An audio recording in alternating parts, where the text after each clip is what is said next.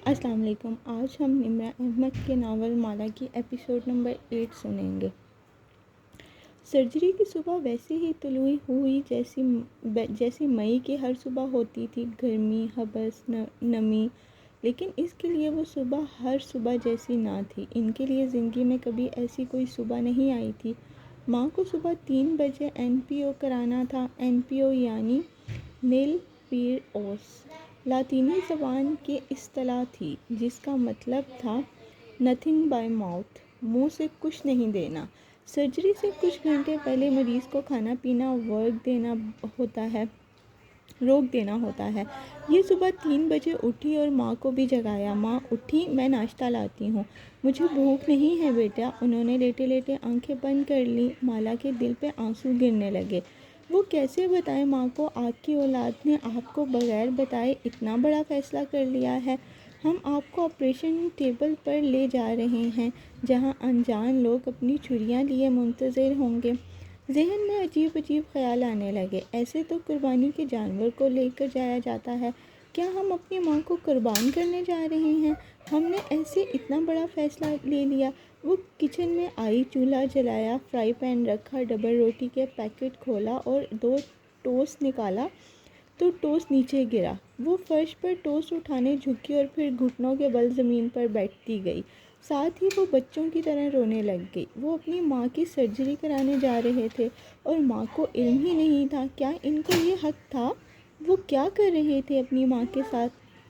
وہ ماں کے لیے چائے اور ٹوسٹ بنا کے کمرے میں لائی۔ ان کی بھاری بھرکم وجود کے ساتھ ان کو بٹھانا ایک کٹھن کام تھا۔ اس نے ان کو بددقت سہارا دے کر بٹھایا۔ ماں بیٹھے بیٹھے سر نکاہت سے جھکائے ہوئے تھی۔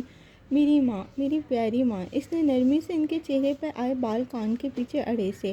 ماں نے خوابیدہ آنکھوں سے اسے دیکھا۔ بیٹے، مجھے بھوک نہیں ہے۔ شاباش، تھوڑا سا کھا لیں۔ انہوں نے جمائی لی، پھر بھی دلی سے ٹرے کو دیکھا، ہاتھ نہیں بڑھایا۔ ماں نہیں کھانا چاہتی تھی، مگر کچھ کھلانا ضروری تھا۔ وہ کیسے اپنی ماں کو کھانے پر راضی کرے، ان کی صحت کا حوالہ دے کر؟ لیکن ماں کے لیے اپنی صحت اہم نہیں تھی۔ انہوں نے ساری عمر اپنے بچوں کے آرام کا خیال کیا تھا۔ وہ چونکی۔ ماں دیکھیں، میں آپ کی وجہ سے اٹھی بیٹھی ہوں، پھر مجھے سونا ہے، مجھے سارا دن بہت کام کرنے ہیں۔ آپ ناشتہ کریں گی تو میں سوؤں گی نا؟ وہ منت بھرے لہجے میں بولی، گو کہ حوریں جہاں اپنے حال سے غافل کسی اور زمانے میں سفر کر رہی تھی۔ لیکن اپنی بیٹی کی بے آرامی پر وہ چونکی، سبز بھوری آنکھیں اٹھا کر اسے دیکھا، پھر نظریں جھکائیں اور بس چپ چاپ ٹوسٹ کھانے لگی۔ مالا کو لگا وہ ان کی ایک نظر وہ کبھی نہیں بھولے گی۔ کیا وہ آخری نظر تھی؟ کیا وہ اپنی ماں کے ساتھ آخری دفعہ ناشتہ کر رہی تھی؟ کیا وہ دونوں کبھی ساتھ بیٹھ کے چائے نہیں پی سکیں گے؟ اس نے اپنی چائے کیوں نہیں بنائی؟ ان دونوں کو ایک چائے ساتھ پینی چاہیے تھی۔ ماں کو واپس سلانے کے بعد وہ ساتھ لیٹ گئی۔ صبح 8 بجے ہسپتال جانا تھا۔ نیند آنکھوں سے دور تھی۔ اس نے کروٹ بدل لی، آنکھوں سے آنسو بہنے لگے۔ وقتاً میسج ٹون بجی۔ مالا نے چونک کر فون اٹھایا۔ ماں کا میسج آیا تھا، وائی آر یو کرائنگ؟ مالا نے حیرت سے کروٹ موڑی۔ مالا لیٹے لیٹے موبائل استعمال کر رہی تھی۔ اسکرین کی روشنی نیم اندھیرے میں ان کا چہرہ چمکا رہی تھی۔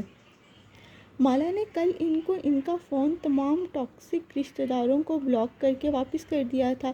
اس کو اپنی طرف دیکھتے پا کے ماں نے فون رکھ دیا اور آنکھیں موند لیں۔ انہیں کیسے معلوم ہوا کہ وہ رو رہی تھی؟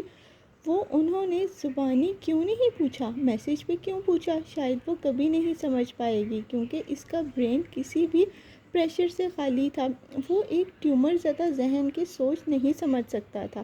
اس نے کروٹ بدل لی اور زیر لب تسبیح پڑھنے لگی، اے شفا دینے والے شفا دے دے، اے شفا دینے والے شفا دے دے۔ ماہی کے ہاں وہ سپہر کا وقت تھا۔ وہ اپنے لیونگ روم میں صوفے پر بیٹھی تھی، تسبیح ہاتھ میں لیے، اسکارف سر پہ لیے وہ دعائیں پڑھ رہی تھی۔ آنسو بھی ساتھ ساتھ گر رہے تھے۔ وہ گزشتہ روز ڈاکٹر زاہد سے مل کے آئی تھی اور وہ وہاں سے خالی ہاتھ نہیں آئی تھی، وہ امید لے کر آئی تھی۔ معید باتھ روم کے آئینے کے سامنے کھڑا اپنا چہرہ دیکھ رہا تھا۔ وہ سرجن تھا، وہ اپنے گھر کا مرد تھا، اور مرد مرد ہوتا ہے، وہ گھر کا سربراہ ہوتا ہے۔ کچھ بڑے فیصلے گھر کے مرد کو لینے ہوتے ہیں۔ اپنی ماں کی سرجری کا فیصلہ اس نے لیا تھا، یہ فیصلہ اسی کو لینا تھا۔ اس کو لاہور کے دوسرے سرجن کہہ چکے تھے کہ یہ کلائما ہے۔ دونوں کہا تھا منجی اوما ہے، لیکن چاروں میں سے کوئی آپریشن کے لیے تیار نہیں تھا، اور یہ باتیں اس نے مالا کو نہیں بتائی تھی۔ صرف ایک سرجن تیار تھا، اور وہ تھا واصف نصیر۔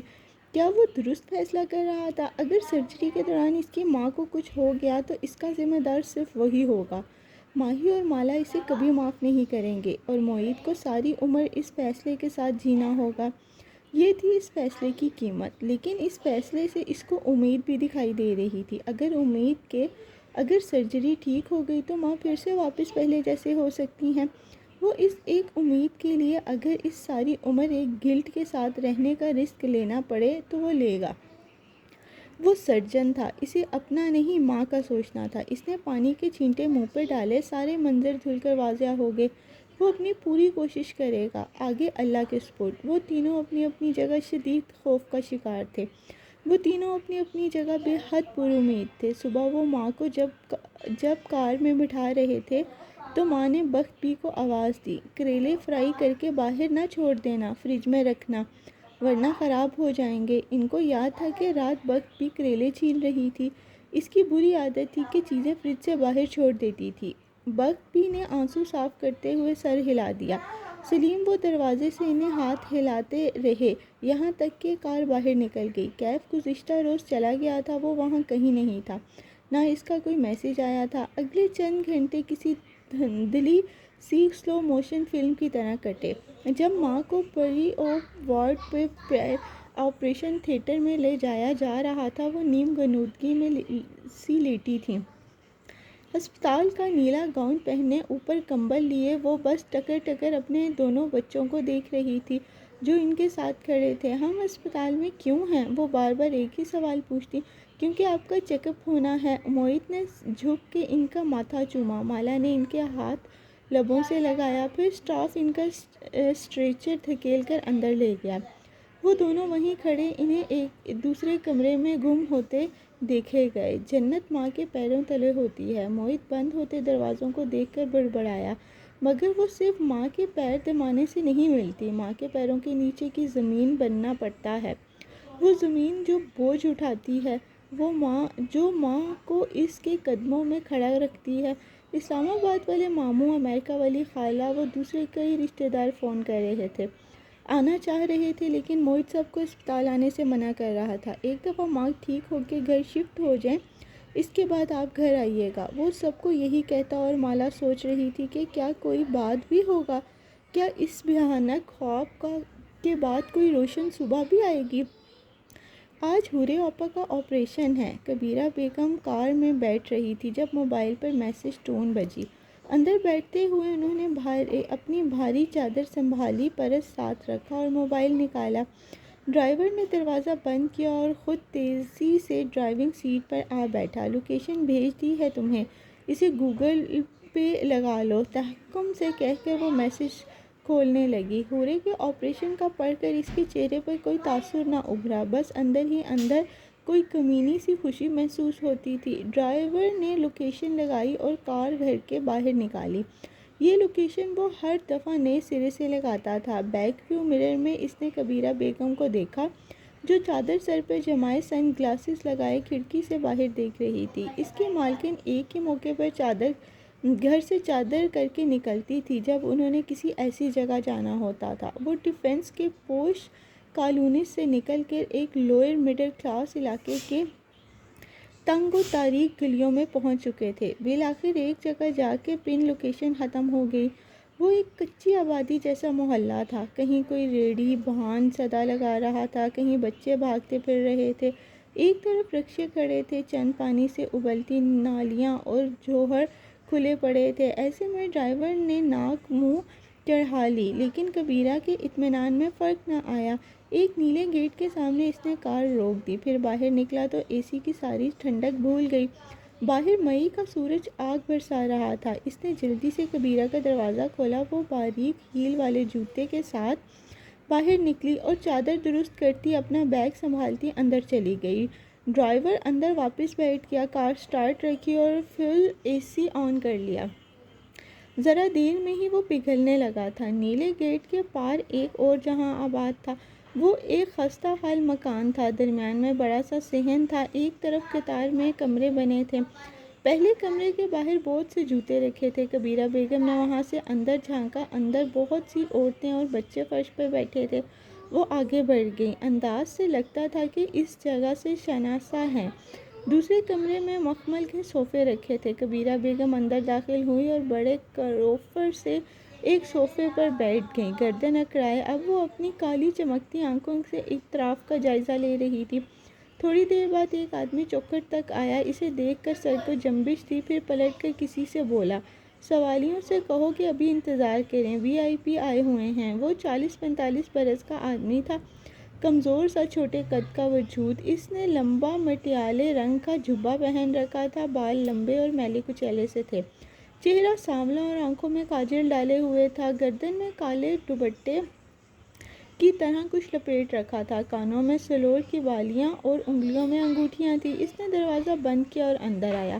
وہ ننگے پیر تھا اور اس کے پیر اتنے میلے تھے کہ ناخن کالے پڑ چکے تھے۔ وہ ایک صوفے پہ آگے بیٹھا تو اس کے پاس سے بدبو کا بپھولا اٹھا، جیسے ہفتوں سے نہایا نہ ہو۔ کبیرہ اس بدبو کی عادی تھی۔ کیا حال ہے بی بی؟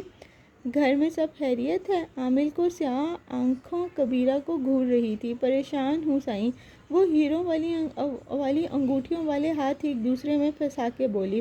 کچھ بھی مرضی کے مطابق نہیں ہو رہا۔ دشمن کیسے ہیں تمہارے؟ وہ مسکرایا۔ دشمن اپنے انجام کو پہنچ رہے ہیں۔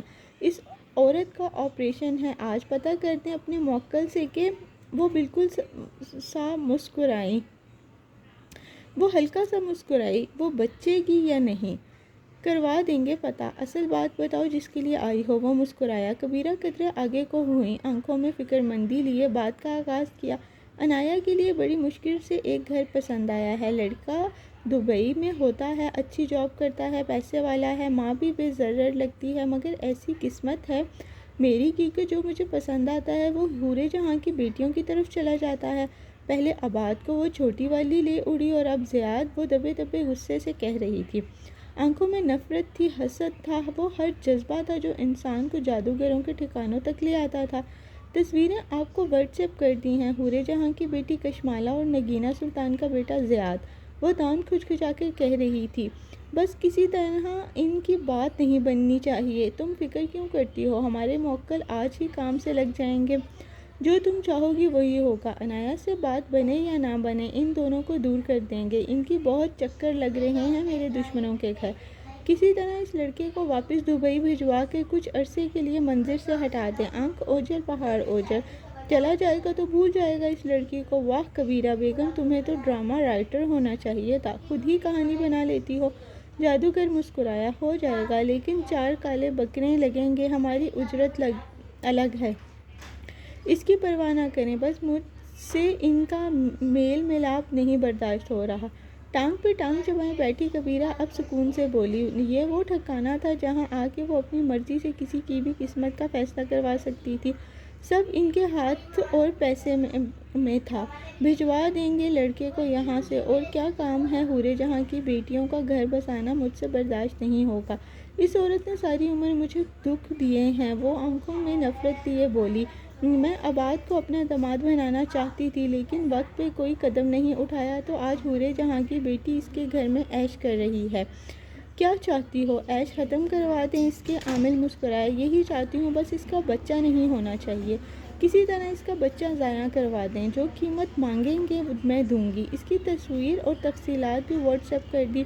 پیٹ کا بچہ مارنے کے لیے ہانڈی کا جادو کرنا پڑتا ہے، اس میں وقت لگتا ہے، ذرا گرمی کم ہو تو شروع کرتا ہوں۔ ابھی اس دبئی والے لڑکے کا حال پتہ کرتے ہیں۔ عامل نے گھٹنوں پہ ہاتھ رکھ کے آنکھیں بند کر لی۔ کبیرہ جانتی تھی وہ کیا کر رہا ہے۔ وہ کمرے میں موجود اپنے موکل جنات سے بنا آواز کے گفتگو کر رہا ہے۔ وہ دلچسپ سا مسکراتے ہوئے سے دیکھے گیا۔ اپنے پیسے سے وہ ہر کام کروا سکتی تھی، جادو سے وہ تقدیر کو بھی پلٹ سکتی تھی۔ ایک دم عامل نے آنکھیں کھولی، وہ سرخ انگار ہو رہی تھی۔ غصے سے اس نے کبیرہ کو دیکھا۔ اپنے ساتھ کس کو لائی ہو؟ کبیرہ چونکی، میرے ساتھ ڈرائیور ہے، ہاتھ اٹھا کر اسے خاموش کروایا اور خلا میں گھورنے لگا جیسے کچھ سونگھ رہا ہو۔ کبیرہ نہ سمجھی میں اسے دیکھنے لگی۔ کوئی تمہارا پیچھا کر رہا ہے؟ میرا پیچھا؟ مگر کیوں؟ وہ ششندر سا رہ گئی۔ کیا چاہتا ہے؟ عامل نے آنکھیں بند کر کے کچھ سونگا۔ وہ کسی کو ڈھونڈ رہا ہے۔ پھر اس نے کرنٹ کھا کر آنکھیں کھولی اور تیزی سے اٹھ کھڑا ہوا۔ اٹھو، تم یہاں سے جاؤ۔ مگر وہ ہکا بکا بیٹھی رہ گئی۔ اٹھو بی بی، تم جاؤ گی تو وہ یہاں سے جائے گا۔ جادوگر کے چہرے پر بیک وقت بہت سے تاثرات تھے، خوف، غصہ، جھنجھلاہٹ۔ اسے لے کر جاؤ یہاں سے، میرے موکل پریشان ہو رہے ہیں، میں واٹس ایپ پہ رابطہ کروں گا، جاؤ یہاں سے۔ کبیرہ حیران پریشان اپنی جگہ سے اٹھی۔ مگر وہ کون ہے؟ عامل گلابی آنکھوں کے ساتھ کسی سانپ کی سی سرگوشی میں بولا۔ وہ خطرناک آدمی ہے، اس کی سماعت صاف ہے۔ کیا مطلب؟ انہوں نے الجھ کر اسے دیکھا۔ وہ پرس اٹھا کر کھڑی ہو چکی تھی۔ عامل کی آواز مزید آہستہ کی۔ وہ جنات کی آوازیں سن سکتا ہے، اس کو یہاں سے لے جاؤ، میرا دھندہ خراب نہ کرو۔ وہ گھبرایا۔ کبیرہ تیزی سے باہر نکل گئی، ساتھ ہی وہ ہراساں انداز میں ادھر ادھر دیکھتی جا رہی تھی۔ عامل واپس صوفے پر بیٹھ گیا اور گہرے گہرے سانس لینے لگا۔ بالآخر اس کا تنفس نارمل ہوا تو وہ اپنی جگہ سے اٹھا اور اسے محفل میں واپس جانا تھا۔ تبھی دروازہ کھلا اور وہ وہیں رک گیا۔ سانس بھی رک گئی۔ موبائل کی تلاش میں جیب میں ہاتھ مارا، لیکن تب تک نو واردات اندر آ چکا تھا۔ عامل بھی اختیار 2 قدم پیچھے ہٹا، آنکھوں میں خوف در آیا۔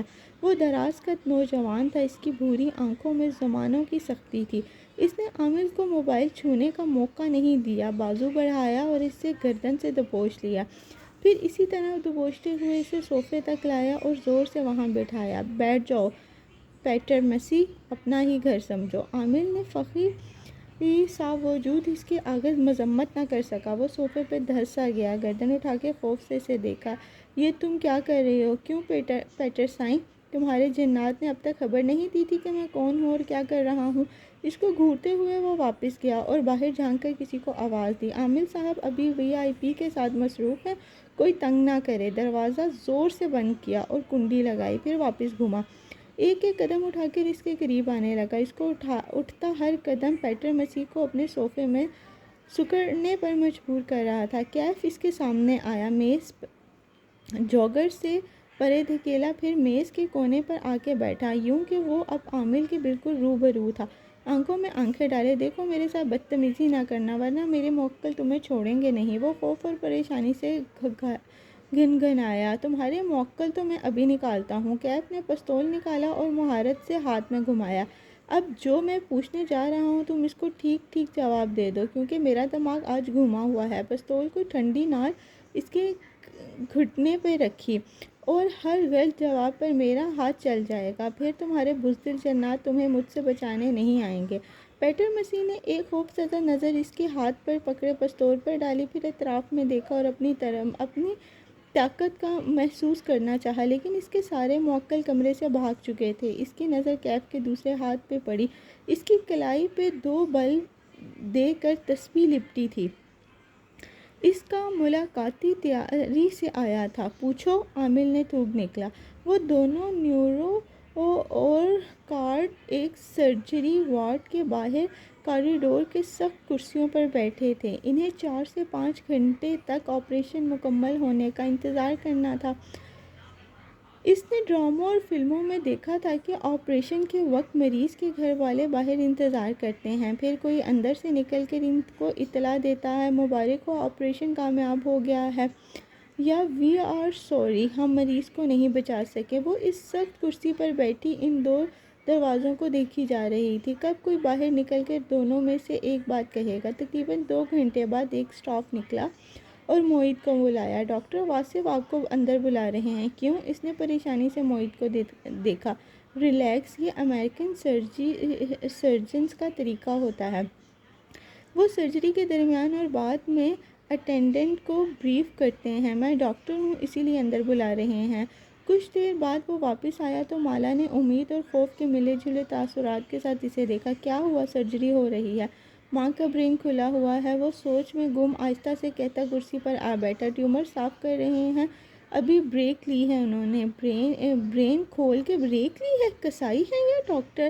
معید بس ایک نظر اس کو دیکھا اور افسوس سے سر ہلا دیا۔ ڈاکٹر ہے، شکر ہے تم ڈاکٹر نہیں بنی۔ پھر اس کا چہرہ دیکھ کر خود ہی بتانے لگا، میری عمر 27 سال ہے اور ماں کے برین کے اندر موجود ٹیومر 20 سے 25 سال پرانا ہے۔ واٹ؟ ہاں، اس کا کچھ حصہ تو اتنا پرانا ہے کہ اب وہ کیلشیم بن کے ہڈی کا حصہ بن چکا ہے، یعنی وہ خود ہی ختم ہو چکا ہے، باقی کو وہ باہر نکال رہے ہیں، اور وہ منجی او ماہی ہے، اور وہ کلائیوما نہیں ہے۔ وہ پہلی دفعہ مسکرایا۔ پھر بھی سرجری کے بعد ہم ٹیومر کی بائیوپسی کروائیں گے، رپورٹس کے ثابت ہو جائے گا کہ ڈاکٹر واصف درست کہہ رہے تھے۔ مگر مالا کا ذہن اس نقطے سے آگے نہیں جا رہا تھا۔ اس کی ماں اتنے برس سے ٹیومر کے ساتھ جی رہی تھی، وہ کسی کو علم ہی نہ ہوا۔ ماں ہمیشہ سر درد کی شکایت کرتی تھی، لیکن پھر چائے پی لیتی تو ٹھیک ہو جاتا۔ کبھی خیال ہی نہیں آیا چیک اپ کروا لیں۔ مائیں خود کو سیریس ہی نہیں لیتی ہیں۔ مالا، تم گھر چلی جاؤ، سرجری ہو جائے گی تو میں بلا لوں گا۔ اس کی شکل دیکھ کر وہ نرمی سے بولا۔ سرجری کے فوراً بعد وہ ماں سے ملنے نہیں دیں گے، 4-5 گھنٹے تو کہیں نہیں گئے، بلکہ آؤ میں تمہیں چھوڑ آتا ہوں۔ مگر وہ راضی نہیں ہوئی۔ موہت کو تھوڑی دیر لگی اسے راضی کرنے میں، وہ بھی اس شرط پہ کہ جیسے ہی ماں ہوش میں آئیں گی وہ اسے بلا لے گا۔ سلیم ہسپتال میں تھا۔ موہت نے اسے کہا کہ مالا کو گھر چھوڑ آئے۔ جاتے جاتے اس نے بہن کو روکا، پانی کی بوتل اس کی طرف بڑھائی۔ کیا؟ اس نے ناسمجھی سے موہت کو دیکھا۔ اس نے جیب سے ایک پتا نکالا اور ایک گولی نکال کے مالا کے ہتھیلی پر رکھی۔ مجھے پتا ہے تمہارا سر درد کر رہا ہے، بروفین ہے، لے لو۔ اس کا دماغ کام نہیں کر رہا تھا ٹینشن سے۔ اس کا روزہ نہیں تھا، مگر صبح سے کچھ کھایا بھی نہیں تھا۔ اس نے چھوٹی سی بھوری گولی منہ میں رکھ کر پانی کا گھونٹ بھر لیا۔ بروفین کا رنگ گلابی ہوتا ہے یا بھورا اور سائز؟ مگر یہ اس کا مسئلہ نہیں تھا۔ وہ ناخوش سی سلیم کے ساتھ گھر چلی گئی۔ اس وقت شام کے 4 بج رہے تھے۔ وہ کمرے میں آتے ہی بستر پر لیٹ گئی۔ نیند سی آ رہی تھی۔ سوچا ذرا دیر کو آنکھیں بند کرے گی، اور پھر ایک جھٹکے سے وہ اٹھ بیٹھی۔ کمرے میں تیز بتیاں ابھی تک جلی تھیں۔ کچھ دیر تو اسے سمجھ ہی نہیں آیا کہ وہ کہاں ہے۔ پھر موبائل اٹھایا۔ 6 بج رہے تھے۔ صبح کے 6؟ ماں؟ اس نے بے یقینی سے موہت کی 2 مسڈ کالز دیکھیں۔ صرف 2 کالز۔ ماں کیسی ہیں؟ کسی نے اسے کیوں نہیں بتایا؟ اوف، وہ کیوں سوتی رہ گئی؟ اس نے کار کی چابی اٹھائی اور کینوس جوتے پیروں میں پہنتی باہر بھاگی۔ اسے ہاسپٹل جانا تھا۔ ویٹنگ ایریا خالی پڑا تھا، موہت وہاں نہیں تھا۔ سامنے آئی سی یو کا دروازہ تھا، ماں کو وہاں ہونا چاہیے تھا۔ مالا نے کپ کپاتے ہاتھوں سے آئی سی یو کا پہلا دروازہ کھولا۔ آگے دوسرا دروازہ تھا۔ مالا اسے دھکیل کے اندر آئی تو وہاں جوتوں کے ریک رکھے تھے، اور آگے ایک تیسرا دروازہ تھا۔ اس نے جھک کے جوتوں پہ شاپر چڑھایا، سر پہ خالی دار ٹوپی پہنی اور دھڑکتے دل سے تیسرا دروازہ کھولا۔ موہت نے صبح اس کو آئی سی یو کا وہ بیڈ دکھایا تھا جہاں ماں کو سرجری کے بعد منتقل کیا جانا تھا۔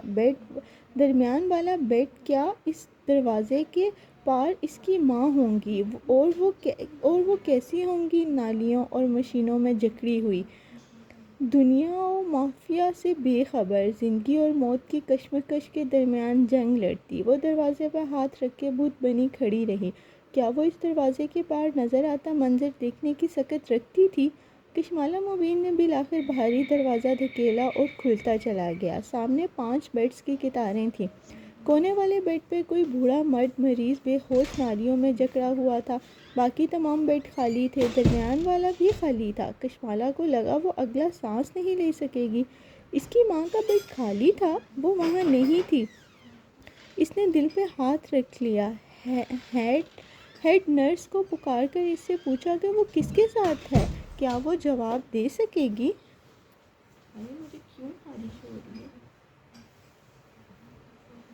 اسے کچھ نہیں دے، فاطمہ کو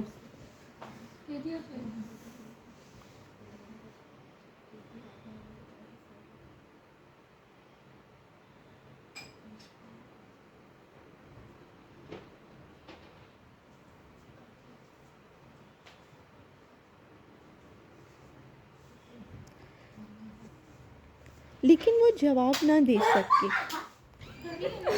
لیکن وہ جواب نہ دے سکی۔ گردن موڑی تو دوسری جانب دیکھا، سامنے نظر آتا منظر اسے منجمد کر گیا۔ ماں کا خیال آ گیا تمہیں؟ وہ کہاں ہے؟ وہ تمہارا بے غیرت بھائی۔ باتھ روم کے دروازے کے سامنے کھڑی وہ نیلے گاؤن والی عورت اس کی ماں حورِ جہاں بیگم تھی۔ ان کے دائیں بائیں سہارا دیے وہ میل اسٹاف کھڑے تھے۔ ماں کے ماتھے پر ایک طرف سفید بینڈیج لگا تھا جس سے ایک نالی نکل کر ڈرین بیگ میں جا رہی تھی۔ وہ اپنے قدموں پہ کھڑی تھی اور اسے گھونٹتے ہوئے خراب گلے جیسی آوازوں میں کہہ رہی تھی، رات سے پوچھ رہی ہوں میری بیٹی کہاں گئی، اور یہ کہتے ہیں آپ کی بیٹی تو ریسٹ کرنے گھر چلی گئی ہے۔ آ میری بیٹی میرے پاس، میں تیرا ریسٹ نکالتی ہوں۔ وہ جہاں تھی وہیں کھڑی رہ گئی، بے یقینی سے ماں کو دیکھا، سر سے پیر تک، پیر سے سر کی پٹی تک۔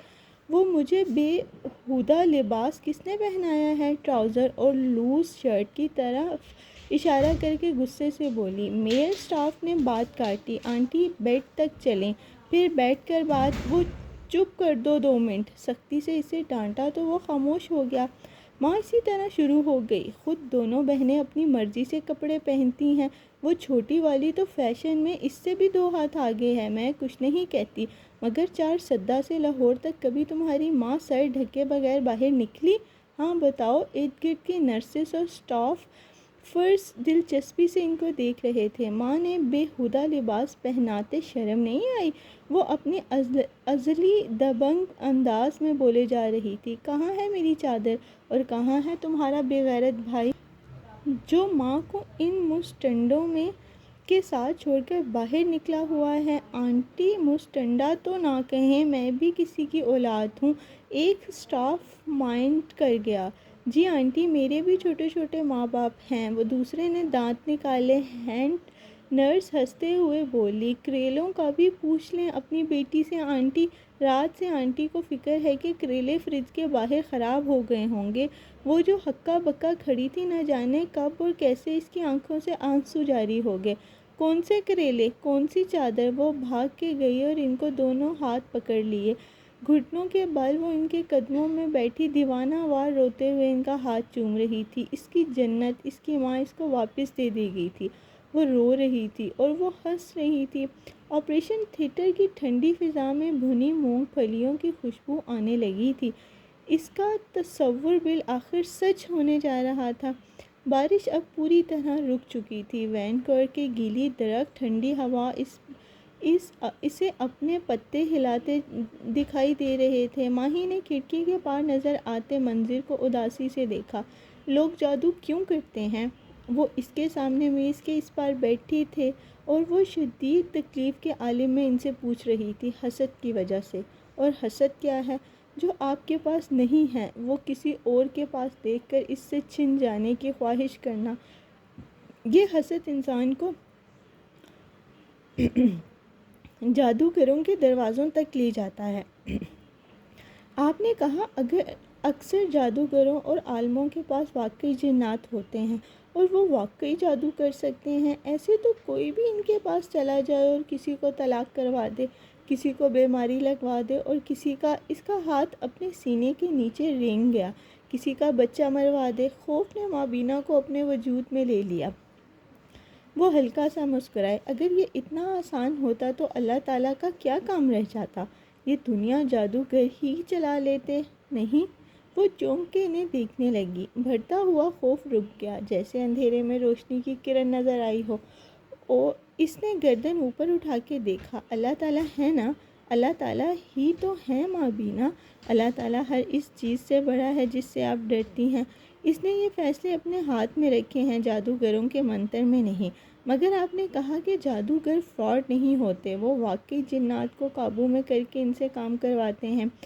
اس طرح تو ان کے پاس بہت طاقت ہوئی۔ طاقت؟ وہ ہلکا سا ہنسے۔ جنات کیا ہوتے ہیں بیٹا؟ جنات ایک مخلوق ہیں، اللہ کی ایک مخلوق، جیسے انسان ہیں، جانور ہیں، پرندے ہیں۔ وہ بے چارے بھی ایک قوم ہے جو انسانوں سے ڈرتے ہیں، اور اللہ انسان اور آپ انسان ہو کے ان سے ڈرتی ہیں۔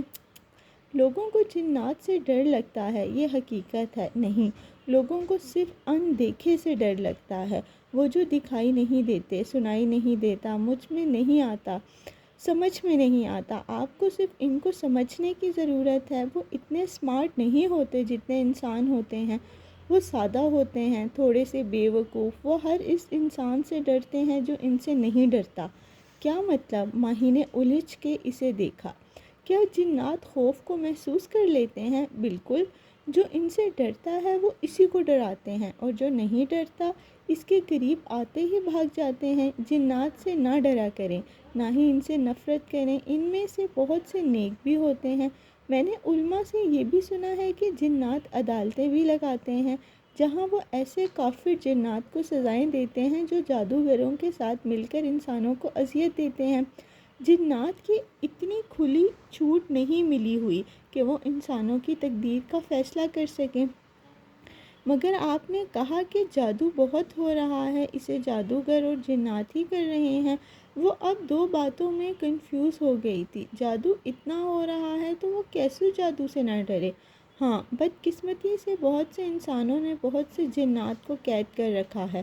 وہ جنات کو ٹارچر کرتے ہیں، اس کو بھوک سے ڈراتے ہیں کہ وہ اس کا رزق روک دیں گے یا اس کو جلا کے مار دیں گے۔ پھر اس جن سے وہ جادو کرواتے ہیں، جس جن کو یقین ہوتا ہے کہ اس کا رزق اور موت اللہ کے ہاتھ میں ہے، وہ جادوگروں کے قبضے میں نہیں آتا۔ لیکن جس جن کا ایمان کمزور ہوتا ہے وہ خود کو جادوگر کے حوالے کر دیتا ہے۔ وہ اب کچھ سمجھ رہی تھی۔ ایسے ہی ہے جن جادوگروں کی قید بن جاتا ہے اور پھر اس انسان کو اذیت دیتا ہے جس کا حکم اسے جادوگر دیتا ہے۔ جادو واقعی ہو رہا ہے اور بہت ہو رہا ہے، لیکن اللہ کے حکم سے ہی ہوتا ہے۔ اللہ کے حکم سے مطلب؟ ڈاکٹر زاہد نے گہری سانس لی۔ اگر آپ اس ایک نکتے کو سمجھ لیں تو آپ زندگی بھر جادو اور جنات سے ڈرنا چھوڑ دیں گے۔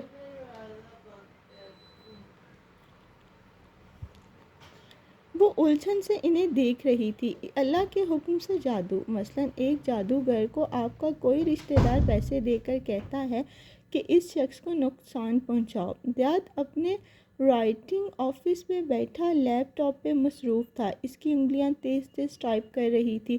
ساتھ کافی کا مگ رکھا تھا جس کی بھاپ اڑ کے سرمئی دیواروں میں گم ہو رہی تھی۔ نقصان کسی بھی قسم کا ہو سکتا ہے، جان میں، مال میں، عزت میں۔ موبائل تھر تھرانے لگا تو زیاد نے اسکرین سے نظر ہٹا کے موبائل اٹھایا اور کان سے لگایا، دوسرے ہاتھ سے ٹائپنگ جاری رکھی۔ وقتاً ٹائپ کرتا ہاتھ رک گیا، آنکھوں میں بے یقینی پھیل گئی۔ واٹ؟ لاکر روم میں آگ لگ گئی؟ لیکن کیسے؟ ہمارا اتنا اہم ڈیٹا؟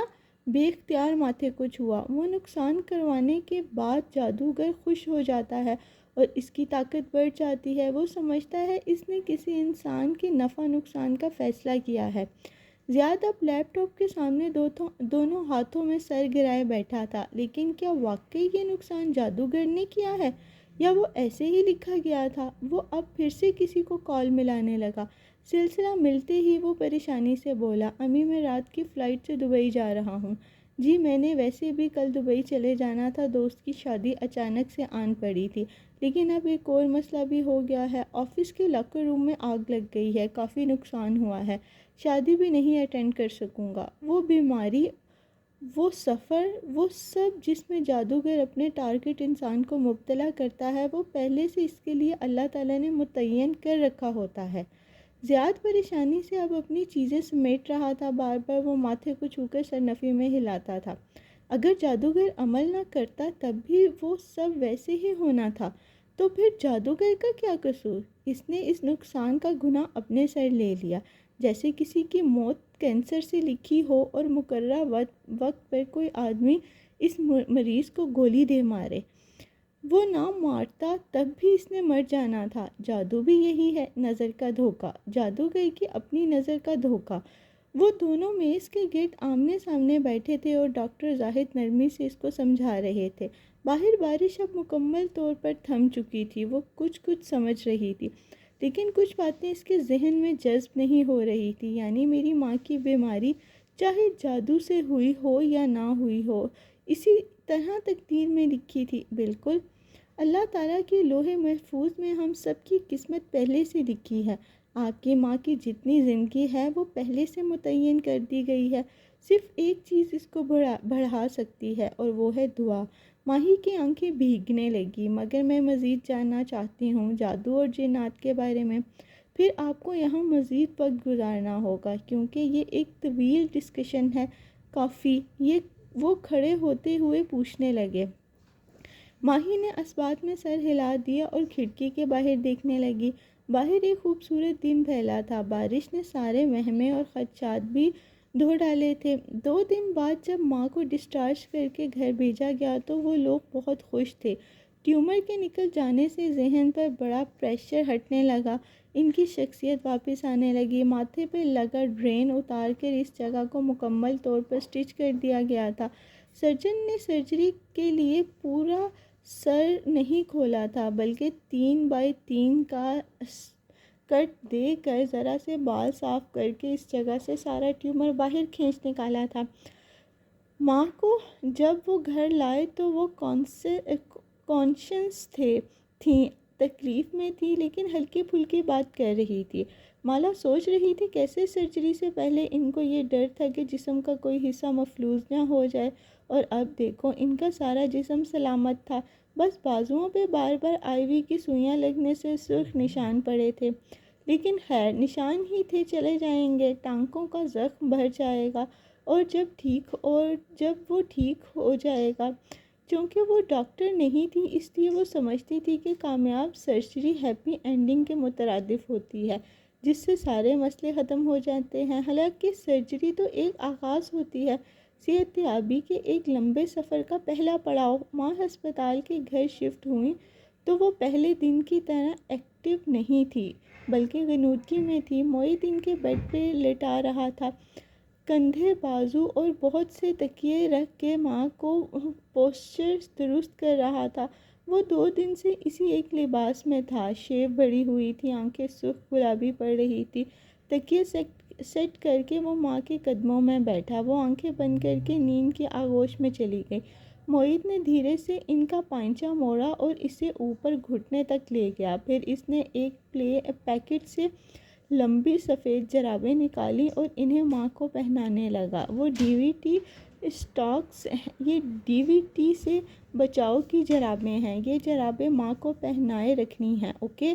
اوکے مالا، اس نے 2 دفعہ دہرایا۔ وہ جو ماں کی دوائیاں سیٹ کر رہی تھی اس نے سر ہلا دیا، ساتھ ہی وہ فون دیکھ رہی تھی، لوگوں کی کال میسیجز۔ کچھ آنٹیاں ہر گھنٹے بعد کال کر کے پوچھتی تھی کہ آپ کی امی کیسی ہیں، جیسے کوئی نیوز بلیٹن چل رہا ہو، گھنٹے گھنٹے کی اپڈیٹ ملنی چاہیے۔ ایک نے یہ بھی پوچھا کہ پھر کتنے دنوں تک امی بالکل ٹھیک ہو جائیں گی، جیسے صحت کا کوئی ٹائم ہوتا ہے۔ مالا یہ جرابیں نہیں اتارنی ہیں، وہ ماں کی پنڈلیاں ہر کچھ دیر بعد دبانی ہیں۔ دونوں پنڈلیوں پر جرابیں پہنا کے معید انگلیوں سے ان کو دبا دبا کے کہہ رہا تھا۔ وہ سر ہلا کر عیادت کرنے والوں کو میسیجز پڑھنے لگی۔ اس نے معید کی بات سنی تھی لیکن وہ ذہن میں رجسٹرڈ نہیں ہوئی تھی۔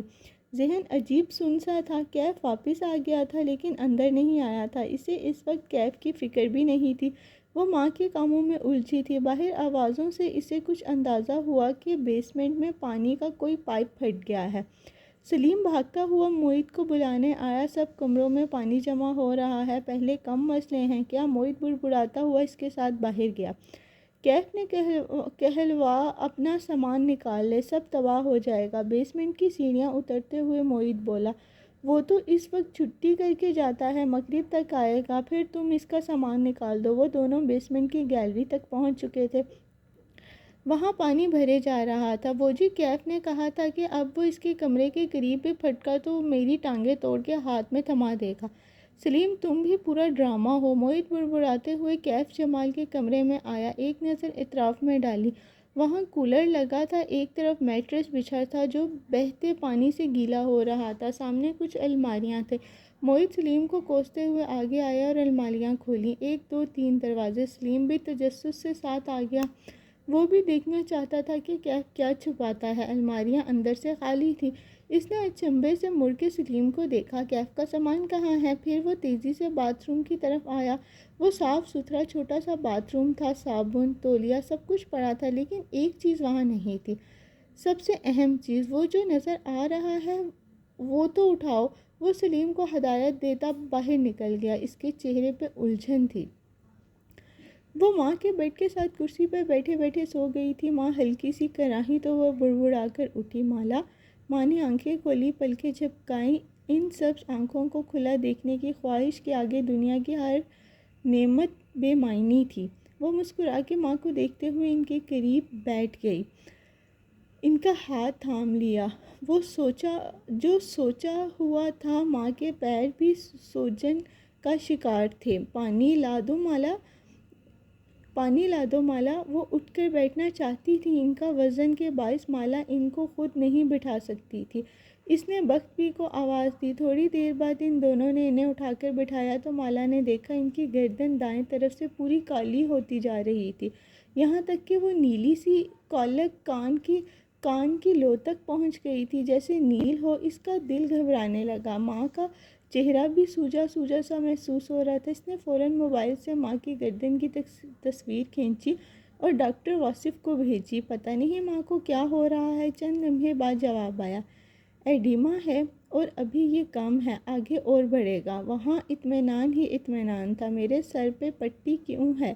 ماں نکاہت سے آنکھیں بند کیے سر بیڈ کے کراؤن سے ٹکائے بیٹھی وہی سوال دہرا رہی تھی جو پچھلے 2 دن سے بار بار ان کے لبوں سے آتا تھا۔ کیونکہ وہ رک گئی۔ آپ سو جائیں۔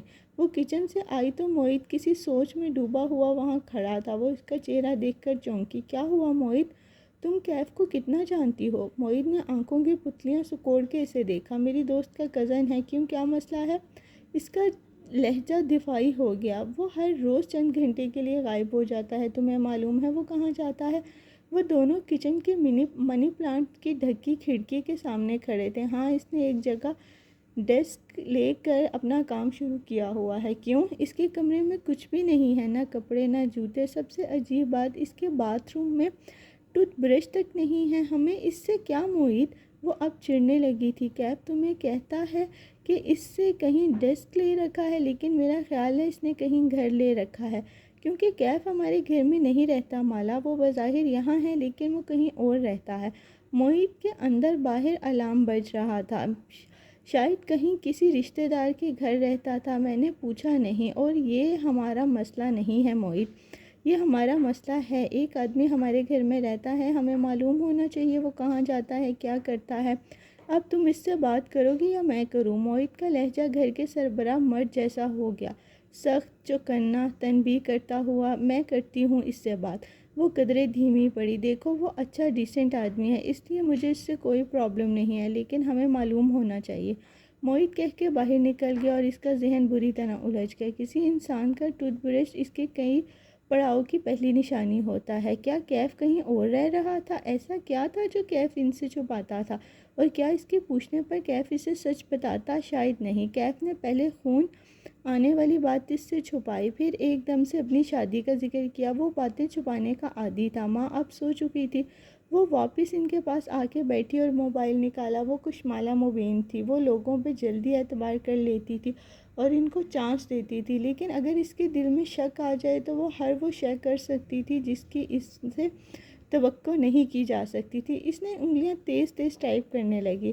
فہد، تم ابھی پی ٹی اے میں ہو؟ اور ایک پرانے کلاس فیلو کو میسج لکھ رہی تھی۔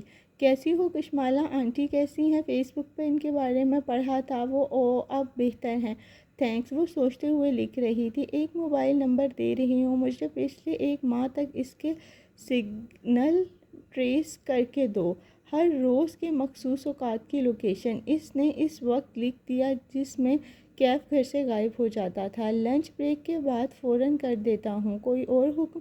اور فہد نے ایسا ہی کیا۔ گھنٹے بھر بعد اس نے ایک PDF فائل کشمالہ کو واٹس ایپ کر دی۔ وہ صرف ان 5 گھنٹوں کی لوکیشن دیکھنا چاہتی تھی جن میں کیف غیر حاضر ہوتا تھا۔ ان 5 گھنٹوں میں آنے جانے کا وقت نکال کر اس کے سگنل ایک ہی لوکیشن میں رک جاتا تھا، مگر سب سے زیادہ چونکا دینے والی بات یہ تھی کہ کیف ماں کی سرجری والے دنوں میں چھٹی لے کر اسلام آباد نہیں گیا تھا، وہ لاہور کسی لوکیشن میں موجود تھا۔ کشمالہ نے اس لوکیشن کے ہند سے گوگل میں سرچ کیا۔ وہ گلبرگ کی ایک لگژری اپارٹمنٹ بلڈنگ تھی۔ اس کے لب بے یقینی سے کھل گئے۔ وہ جگہ اتنی مہنگی تھی کہ وہ وہاں کرائے کا اپارٹمنٹ تک افورڈ نہیں کر سکتی تھی، نہ ہی اس کے سوشل سرکل میں کوئی وہاں رہتا تھا۔ کیف جواب میں بھی وہ جگہ افورڈ نہیں کر سکتا تھا، خواب میں بھی وہ جگہ افورڈ نہیں کر سکتا تھا۔ پھر وہ کہاں کیسے رہتا تھا؟ کیا اس کا کسی امیر دوست نے اپنا اپارٹمنٹ دینے کے لیے دے رکھا تھا، رینٹ کے لیے دے رکھا تھا، یا شاید وہ وہاں کام کرتا ہو، کوئی دوسری جاب؟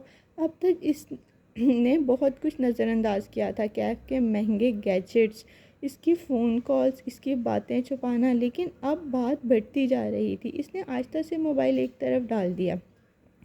کیف جمال کی ایک خفیہ زندگی تھی جس سے وہ ناواقف تھی۔ کیف بیسمنٹ کے کمرے کے میٹرس پہ لیٹا چھت کو گھور رہا تھا۔ پنکھے کے تین پر ایک دوسرے کے پیچھے بھاگ رہے تھے اور اس کی نظریں ان کے ساتھ گھوم رہی تھی۔ پورے جہاں بیگم کے آپریشن کو آج 8واں دن تھا۔ کل ان کی پٹی کھل گئی تھی اور وہ روح بھر صحت تھی، مگر اس دوران اس کی کشمالہ سے ملاقات برائے نام ہی ہوئی تھی۔ دوبارہ خون پھینکنے جیسا واقعہ بھی نہیں ہوا تھا، تو ہر طرف خاموشی تھی۔ وہ اپنے متعین کردہ گھنٹوں میں ڈیوٹی کرتا اور چلا جاتا۔ 5 گھنٹے اپارٹمنٹ میں گزارنے کے بعد واپس آتا اور گارڈ چیئر پر بیٹھ جاتا۔ زندگی اسی روٹین کے دائرے میں چکر کاٹ رہی تھی۔ کیا پروگریس ہے؟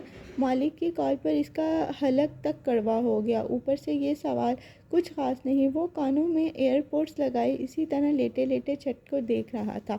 پروگریس نہیں ہے تو تم کیا کر رہے ہو؟ وہ برہمی سے بولا۔ کیف کے چہرے بدمزگی سے پھیلی۔ اس کی ماں بیمار ہے، میں اس سے زبردستی کوئی معلومات حاصل نہیں کر سکتا۔ بجلی ایک چھپاکے سے چلی گئی۔ پنکھا یو پی ایس کی وجہ سے گڑگڑانے لگا۔ اسی لیے تم نے سوچا کہ اس لڑکی کو پریشان کر دوں؟ مالک کا لہجہ طنزیہ تھا۔ اس کا اشارہ مالا اور صفورہ کی گفتگو کی طرف تھا۔ میں نے اس سے پریشان نہیں کیا، یہ ایک غلط فہمی ہے۔ میں نے اس کو توقف کیا، فکس کر دیا۔ کیسے فکس کیا؟ جہاں اتنے جھوٹ بولے ہیں وہاں ایک اور بول دیا ہے۔ خوش؟ وہ ایک دم فون پہ گرایا۔ مالک خاموش ہو گیا اور اس کو اس کے لہجے کی توقع نہ تھی۔ ایسا کرتے ہیں، آج اس ڈیل کو ختم کرتے ہیں۔ کیف چونک گیا۔ ابھی 2 ماہ مکمل نہیں ہوئے، میں یہاں 2 ماہ کے لیے آیا تھا۔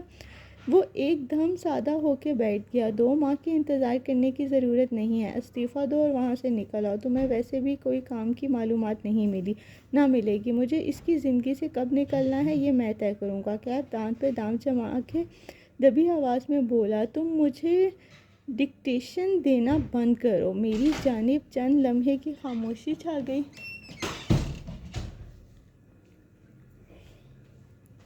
پھر مجھے مت کہنا کہ تمہیں خبردار نہیں کیا۔ کیف نے اونہوں کہہ کے سر جھٹکا اور فون رکھ دیا۔ مالک اس کا کیا بگاڑ سکتا ہے؟ مالک اس وقت کار کی پچھلی سیٹ پر بیٹھا تھا۔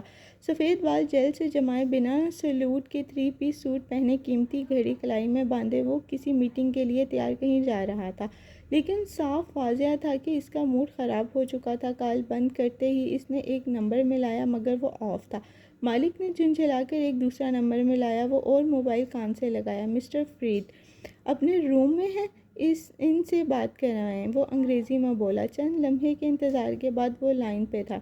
کیا ہوا ہے مالک؟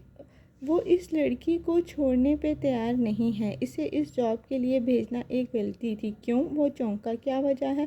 وجہ وہی ہے جو ایک لمبے چوڑے مرد کو گھٹنوں کے بل گرا دیتی ہے، مالک تلخی سے کہہ رہا تھا، اور اس کی محبت میں گرفتار ہو چکا ہے۔ وہ اسے نہیں چھوڑے گا۔ یہ نہیں ہونا چاہیے مالک، اسے 2 ماہ کے اندر وہاں سے نکلنا ہے۔ ہماری یہی ڈیل ہوئی تھی، تم بے فکر ہو، میں اس کو وہاں سے نکال لوں گا۔ کیسے؟ وہ چونکا۔ بہت آسان ہے، وہ سڑک کنارے بھاگتے درخت دیکھتے ہوئے کہہ رہا تھا۔ ہم کشمالہ مبین کو اس کے باڈی گارڈ کی حقیقت بتا دیں گے اور اسے خود ہی نکال دے گی۔ مبین منزل پر وہ صبح امید اور آسانی لیے طلوع ہوئی تھی۔ مالا کے کمرے میں ماں کا الگ بیڈ لگا تھا، یہ ہسپتال کی آٹومیٹک بیڈ تھا جو انہوں نے 1 ماہ کے لیے کرائے پر لیا تھا۔ بٹن دبانے سے اس کی ٹیک اوپر اور نیچے ہو جاتی تھی۔ اس وقت حورِ جہاں بیگم ٹیک لگائے بیٹھی تھی۔ ابھی وہ اپنی کمر کے سہارے نہیں بیٹھ سکتی تھی۔ ماتھے کی پٹی اب اتر چکی تھی اور نیلے دھاگے کے ٹانکوں کی ایک لکیر نظر آتی تھی۔ اس کے بال صرف 3 انچ کے حصے سے موڑے گئے تھے، وہ بھی ماتھے کی دائیں جانب سے۔ سر کے باقی تمام بال سلامت تھے۔ ٹانکوں کے دھاگا وائکرل کا تھا جس کے چند دن بعد کھل کے خود ہی ختم ہو جانا تھا، یعنی ٹانکیں اتارنے کی بھی ضرورت نہیں تھی۔ پیچھے ذرا جانا تھا، ایک زخم کا معمولی نشان، ایک یادگار۔ کبھی حورِ جہاں کو ٹیومر ہوا تھا۔ مالا کے کمرے میں آج کل وہ سحری اور افطاری وغیرہ کرتے تھے کیونکہ ماں ابھی تک یہاں سے نکل نہیں سکتی تھی۔ اس وقت مالا اپنے بیڈ پہ بیٹھی تھی اور موہت ماں کے ساتھ کرسی رکھے ان کے ہاتھ پکڑے بیٹھا تھا۔ ہر وہ صبح ماں کو خود ناشتہ کرواتا تھا۔ ابھی تک وہ جاب پر واپس نہیں جا رہا تھا جب تک ماں اپنے قدموں پہ نہیں کھڑی ہو جاتی تھی۔ اسے ان کے ساتھ سائے کی طرح رہنا تھا۔ جب مجھے ہسپتال میں ہوش آیا تو میرا بیٹا میرے قدموں میں بیٹھا تھا۔ ماں نے پیار سے موہت کے سر پہ ہاتھ پھیرا۔ ماں کے قدموں تلے جنت ہوتی ہے نا، فرمانبرداری سے کہہ کے موہت ناشتہ ان کی پلیٹ میں نکالنے لگا۔ ہاں بیٹا، اور میرا جوتا بھی انہی قدموں کے تلے ہوتا ہے نا۔ تم نے کس سے پوچھ کے میرا آپریشن کروایا؟ ان کے تیور 1 منٹ میں بدلے تھے۔ پراٹھے کا نوالا بناتے موہت کا ہاتھ ہوا میں رک گیا۔ چہرہ اٹھا کے شوق سے انہیں دیکھا۔ اتنے دن سے تو بتا رہا ہوں ماں، آپریشن ضروری تھا۔ ماں کا پیار اور خفگی آج کل ساتھ ساتھ چلتے تھے، جن سے ان کی یادداشت درست کام کرنے لگی تھی۔ انہیں یاد آ گیا تھا کہ ان کی اجازت کے بغیر ان کی اولاد نے اتنا بڑا قدم اٹھا لیا تھا۔ وہ ایک دم بہت شکر گزار بھی ہو جاتی کہ میرے بچے میرا کتنا خیال کر رہے ہیں، لیکن پھر انہیں یاد آ جاتا ان کے پوچھے بغیر آپریشن کروایا تھا۔ بس وہی کلاس شروع ہو جاتی اور تم۔ ماں کو گھور کے مالا کو دیکھا۔ وہ پرانی دبنگ سی حورِ جہاں بیگم بن چکی تھی۔ تم مجھے اسپتال میں چھوڑ کے چلی گئی تھی ماں، ICU میں نہیں رہنے دیتے رات کو، اور پھر مجھے موہت نے زبردستی گھر بھیجا تھا۔ اس نے ہنس کے وضاحت دی۔ وہ دونوں پچھلے کئی دن سے وضاحتیں ہی دے رہے تھے، مگر مجال ہے جو ماں ان کی بات مان لے۔ ماں ہی تو سر سے ہی مکر گئی۔ ماں، میں تو کینیڈا میں ہوں، مجھے تو کسی نے بتایا ہی نہیں کہ آپ کا آپریشن کا، ورنہ میں آپ کو فوراً سے بتا دیتی، معصومیت سے کہا، اور ماں نے اس کا فوراً یقین کر لیا۔ وہ بیچاری پردیسن بیٹی، اس کو کہاں کوئی کچھ بتاتا ہے۔ ماں، ہمیں معلوم ہے ہم نے ٹھیک نہیں کیا، آپ سے پوچھے بغیر آپ کی سرجری کروا دی، لیکن ہمارے پاس کوئی اور چوائس نہیں تھی۔ آپ یہ خبر اس وقت برداشت نہ کر سکتی۔ موہت نرمی سے ان کو سمجھانے لگا۔ ماں کو نہ سمجھا، ناشتہ کرنے دے مجھے۔ انہوں نے ناک پر سے مکھی اڑائی۔ وہ ہنس دیا اور ان کے لیے چائے نکالنے لگا۔ وقتاً ماں کو اس کا خیال آیا تو مسکراتے ہوئے ماں بیٹے کی گفتگو سن رہی تھی۔ مالا، تم کہہ رہی تھی اپنا کام کے کچھ چیزیں لینے بازار جانا ہے، تو جاؤ نا بیٹا، میں ٹھیک ہوں۔ جی بس ابھی نکلتی ہوں۔ اس نے موہت کو دیکھا۔ تم اکیلے ماں کا خیال رکھ لو گے نا؟ جی میں کمپاؤنڈر ہوں، مجھے کیا پتہ خیال کیسے رکھا جاتا ہے۔ وہ بے اختیار ہنس دی۔ وہ کیا کرتی؟ ماں کو اتنے دن کے بعد تنہا چھوڑ کے جا رہی تھی۔ اسے ایک ریسٹورنٹ سے کام کی آفر آئی تھی اور اس کے لیے اسے پینٹ سپلائرز خریدنے تھے۔ جا میری بیٹی، ماں نے پیار سے اس کے کندھے پر ہاتھ پھیرا۔ جا، تیرا قیمتی وقت ہے اتنا میری وجہ سے اس کو پیچھے نہ کش۔ جا، شاباش۔ وہ جو بیڈ سے اتر کے چپل پہن رہی تھی ایک دم رک گئی، سر وہیں جھکا رکھا، گلے میں آنسوؤں کا پھندا پڑنے لگا۔ پھر اس نے ناک سے گیلی سانس اندر کھینچی اور اٹھ کے باتھ روم میں آ کر اس نے آئینے میں اپنا چہرہ دیکھا۔ اس کی آنکھیں گلابی پڑ رہی تھی۔ ساری عمر ماں سے یہی شکوہ تھا کہ ان کو مالا کے کام کی سمجھ نہیں آتی، بس ان کو ڈاکٹر بنانا تھا کشمالا کو، جو نہیں بنی تو اب وہ جو بھی بن جائے، ماں کے نزدیک یہ کام بیکار کام تھا۔ پرے فیشنی پڑھائیاں، فیشنی نوکریاں، پڑھائیاں تو میڈیکل ہے یا انجینئرنگ یا فوج کی نوکری، بس۔ گزرے برسوں میں ماں کو اپنا نقطۂ نظر سمجھاتے ہوئے، لیکن آج معلوم ہوا کہ ماں کو سب سمجھ میں آتا ہے اور ان کی قدر بھی تھی۔ جیسے وہ اپنی ضد نہیں چھوڑ سکتی تھی، ویسے ہی وہ بھی نہیں چھوڑ سکتی تھی۔ ان کے ایک ہی فکرے نے کشمالہ مبین کی زندگی کی ان محنتی سالوں کو معتبر بنا دیا تھا۔ کیف پورچ میں کسی کام سے آیا تھا جب وہ باہر نکلی۔ اس کا رخ کار کی جانب تھا۔ بہت حساس پشاس سے انداز میں اس نے کشمالہ کو پورا پکارا۔ وہ جو کار کی طرف جا رہی تھی رک کر سنجیدگی سے اسے دیکھا۔ وہ ہلکے سبز رنگ کے لباس میں ملبوس تھی، بال ہاف کیچر میں بندھے تھے، کہنی پہ بیگ اور پیروں میں بند جوتے تھے، چہرہ سپاٹ تھا۔ مارکیٹ جا رہی ہیں؟ وہ مسکراتے ہوئے اس کے سامنے آیا اور کار کی چابی کے لیے ہاتھ بڑھایا۔ میں لے جاتا ہوں۔ کشمالہ نے سبز آنکھوں میں سنجیدگی لیے اسے دیکھا۔ دھوپ اس کے عقب میں تھی اور وہ ہمیشہ کی طرح اس کا سایہ بنا ہوا تھا۔ مسکراتا ہوا، بڑی شیو، ماتھے پہ بکھرے بالوں والا کیف جمال وہ سامنے آیا تو اس نے اس کے جھوٹ کے لیے دل خود بخود وضاحتیں دینے لگا، لیکن وہ دل کی نہیں سننا چاہتی تھی۔ اس نے ہوں کہہ کر چابی اس کی طرف بڑھا دی اور اس کے سائے سے نکل آئی، پھر دھوپ میں چلتی ہوئی دوسری طرف پچھلی سیٹ پر بیٹھی اور زور سے دروازہ بند کر دیا۔ کیف کی مسکراہٹ غائب ہوئی آنکھوں میں پتلیاں سکوڑ کر کار کو دیکھا اور اسے کھچی لگی تھی، شاید پریشان تھی اپنی امی کے لیے۔ کہاں جانا ہے؟ کار ریورس کر کے باہر نکلتے ہوئے اس نے پوچھا۔ وہ کھڑکی سے باہر جھانک رہی تھی، اسی انداز میں بولی، بک اسٹور۔ قدرے توقف سے پوچھا، تم آج کام پہ نہیں گئے؟ آپ کو ڈراپ کر کے وہیں چلا جاؤں گا۔ وہ کار سڑک پر نکالتے ہوئے اسی انداز میں بولا، کیا بتایا تھا تم نے؟ کہاں جاتے ہو؟ گارڈن ٹاؤن میں ایک کور ورکنگ سپیس ہے، وہاں ڈیسک لیا ہوا ہے۔ کتنا کرایہ ہے ڈیسک کا؟ سستا ہے، 5,000 ماہانہ، چائے کافی فری۔ کار باہر سڑک پر آ چکی تھی۔ کشمالہ کی ایک نظر اگلی دونوں نشستوں کے درمیان جگہ کو دیکھا جہاں کیف نے عادتاً اپنا والیٹ رکھا ہوا تھا۔ وہ ڈرائیو کرنے سے پہلے والیٹ اور موبائل ہمیشہ وہیں رکھا کرتا تھا۔ 1 منٹ، کار روکو، میں پانی کی بوتل کچن میں بھول آئی ہوں۔ کیف نے تابعداری سے گیٹ کے باہر کار روک دی اور دروازہ کھولنے لگی تو کیف نے اسے روک دیا۔ آپ بیٹھے، میں لے آتا ہوں۔ سیٹ بیلٹ اتار کے وہ باہر نکلا اور گیٹ کی طرف بڑھا۔ کشمالہ اسے گیٹ کے اندر جاتے دیکھتی رہی۔ وہ جانتی تھی کہ اس مقام پہ وہ CCTV کیمرے کی نظر میں نہیں آئے گی۔ اس نے تیزی سے دونوں سیٹس کے درمیان رکھا کیف کا والیٹ اٹھایا۔ اف مالا، تم کیا کر رہی ہو؟ یہ غلط ہے۔ مگر اس کے اندر سے آتی آوازوں کو کہہ دیا۔ شک اس کے دل میں جگہ بنا چکا تھا۔ والیٹ برینڈڈ تھا، اندر کیف جمال کا ID کارڈ لگا تھا، ساتھ اس کے ایک بینک کارڈ تھا، تیسرا کارڈ کسی اور شے کا تھا۔ کیش والے خانے میں 5,000 کے نئے نوٹ بھرے تھے۔ وہ اتنے زیادہ تھے کہ والیٹ پھولا ہوا تھا۔ اس نے ایک نظر اوپر دیکھا اور ابھی باہر نہیں آیا تھا۔ پھر اس نے تیسرا کارڈ نکال کر بغور دیکھا۔ وہ اسی لگژری اپارٹمنٹ کی بلڈنگ کا کارڈ تھا۔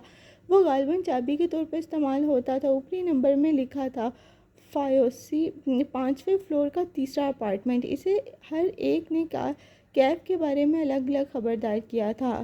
دور اندر وہ بھی جانتی تھی کہ کچھ ہے جو اسے کھٹکتا ہے۔ جس دن کیف نے پہلی دفعہ اسلام آباد میں اس کے آفس میں قدم رکھا تھا وہ جانتی تھی کہ اس میں کچھ غلط ہے، لیکن اسے ہمیشہ کیف سے ایک اچھی وائب آتی تھی۔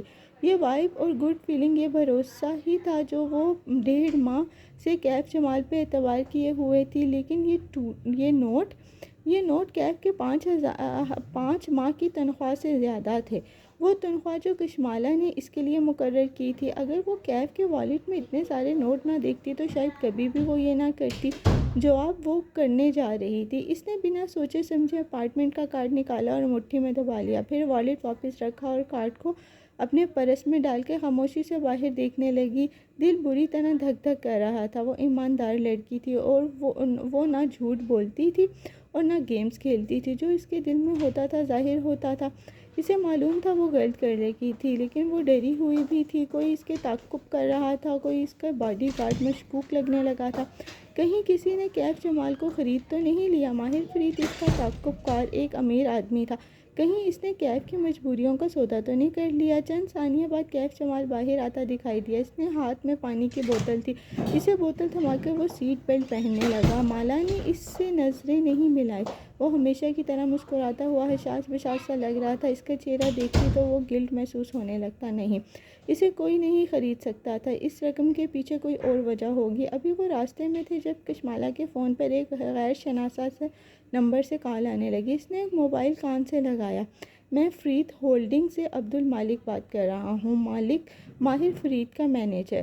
اس کا سانس رک گیا۔ چونک کر ڈرائیو کرتے کیف کو دیکھا۔ وہ اسے نہیں دیکھ سکتا تھا، نہ فون کی آواز سن سکتا تھا۔ جی بتائیں، میں آپ کے لیے کیا کر سکتی ہوں؟ کھڑکی سے باہر دیکھتے ہوئے اس نے لہجے کو سرسری سا بنایا، البتہ دل بری طرح دھڑک رہا تھا۔ آپ بتائیں، ہم آپ کے لیے کیا کر سکتے ہیں؟ میرے علم میں ہے کہ آپ کا اسسٹنٹ کیف جمال میرے باس کے بارے میں چند لوگوں سے پوچھ گچھ کر رہا ہے۔ میں نے سوچا کہ خود ہی آپ سے رابطہ کر لیا جائے۔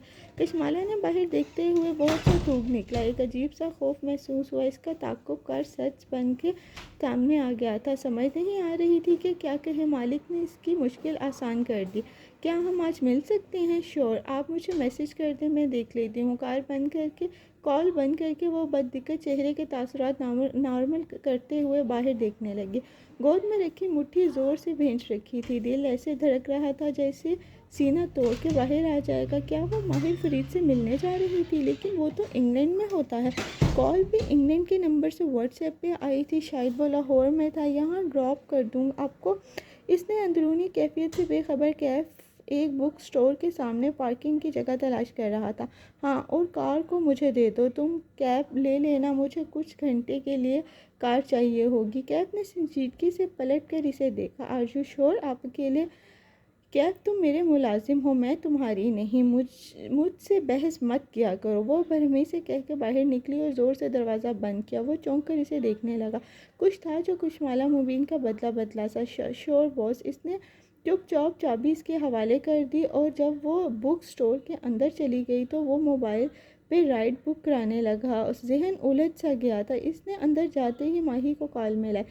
پینٹ برش، ٹائن، وہ کیا لینے آئی تھی سب بھول گیا تھا۔ ماں ٹھیک ہے؟ ماہی نے چورتے ہی سوال کیا۔ اس کے ہاں رات تھی، شاید وہ سو چکی تھی۔ مالا کا نمبر دیکھتے ہی گھبرا کے پوچھا، ہاں ٹھیک ہے، میری بات سنو اور مجھے بتاؤ کہ میں کیا کروں؟ وہ چند بک ریکس کے درمیان کھڑی دبی آواز میں کہنے لگی۔ اس نے تمہیں کہاں بلایا ہے؟ ایک 7 اسٹار ہوٹل کی لابی میں۔ لابی میں درجنوں لوگ ہوں گے۔ اگر کیف پہ اعتبار نہیں ہے تو اکیلی چلی جاؤ، جا کے ملو اس ماہر فرید سے اور پوچھو کہ اس کو کیا مسئلہ ہے۔ ماہی مطمئن تھی، میں کیف کو نہیں لے جانا چاہتی، مجھے اس پہ اعتبار نہیں ہے۔ موعد کو لے کر گئی تو اس سے ساری کہانی بتانی پڑے گی۔ پہلے ہمارے کم مسئلے ہیں، وہ سوچتے ہوئے کہہ رہی تھی۔ میں اکیلے جانے سے ڈرتی ہوں۔